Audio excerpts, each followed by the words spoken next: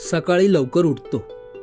तुम्हा लोकांसारखं मी सुद्धा स्वच्छ आवरून कामाला जातो. माझं काम हेच, कचरा गोळा करणे. तुमच्या गल्लीमध्ये आल्यानंतर कचऱ्याच्या गाडीची घंटा वाजते. तुम्ही लोक तुमच्या घरातला कचरा माझ्याकडे आणतात. हा सगळा कचरा तुम्ही ज्यावेळी माझ्याकडे देता, कधी पाहिलत का तो कचरा कसा असतो? सगळा कचरा मिक्स झालेला असतो. हा कचरा ओला आणि सुका वेगवेगळं करताना आम्हा लोकांना किती त्रासाला सामोरं जावं लागतंय याचा कधी विचार केलाय का?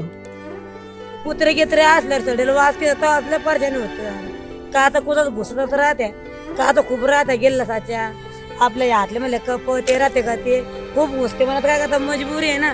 कधी कधी खूप सुट्ट्या बिन होत्या, माझ्या दुखताय, परेशानी होती, कंबर हातपाय दुखते खूप. येतो का? आता ते मिक्सरच्या मध्ये ना काचा गिल्लास ते खूप राहते. कधी कधी सुया राहत्या पण लगे घुसून जात्या हाताला, होती परेशानी. आणि कधी घरीच राहणं पडत दुखायला लागले. आता का आता घुसल्यावर तर घरी राहणंच पडतं ना. दुसरं कामच नाही काय, तर करणं तर आहे. फुटलेल्या काचा, खराब सुया आमच्या हातापायात घुसतात. सडलेल्या भाज्या, सडलेलं मांस, मच्छी वेगवेगळं करताना भयानक घाण वासाचा त्रास आम्हा लोकांना होतो. ह्या सगळ्या घाण वासामुळे आमच्या वैयक्तिक आयुष्यावर वेगवेगळा दुष्परिणाम होतो. कित्येक दिवस आम्ही आजारी पडतो. 200-300 रुपये मिळणारी मजुरी थांबून जाते.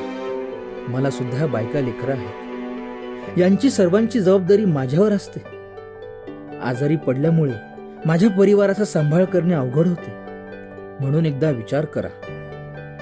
तुम्ही शिकलेली माणसं जो कचरा करतात, तो कचरा आमच्यासारखी न शिकलेली माणसं उचलतात. कृपा करून असं करू नका. ओला आणि सुका कचरा वेगवेगळा जमा करा. जगात आजही माणुसकी जिवंत आहे याचं उदाहरण बना.